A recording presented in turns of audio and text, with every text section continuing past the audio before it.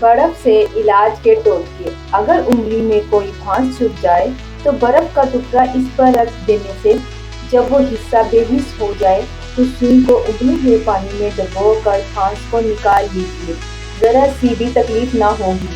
برف سے بہتے ہوئے خون کو بند کیا جا سکتا ہے، جہاں زخم ہو اس پر برف رکھ دیجیے، خون بہنا بند ہو جائے گا۔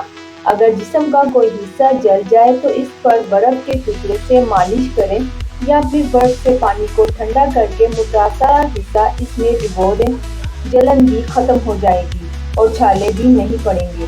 کھیل کے دوران یا کسی اور طرح چوٹ لگ جائے اور درد ہو تو برف ملیں، درد کم ہو جائے گی۔ برف سے جراثیم کی نشو و نما رک جاتی ہے کیونکہ جب درجہ حرارت بہت کم ہو تو جراثیم نشو و نما نہیں پا سکتے، لہٰذا اگر زخم پر برف کا ٹکڑا رکھ دیں تو ڈاکٹر کے آنے تک زخم میں جراثیم داخل نہیں ہو سکتے۔ کیمیاوی الجھن پریشانی ہو تو برف کے پانی میں کپڑا بھگو کر گردن کے گرد لپیٹ لیں، کافی حد تک سکون ملے گا۔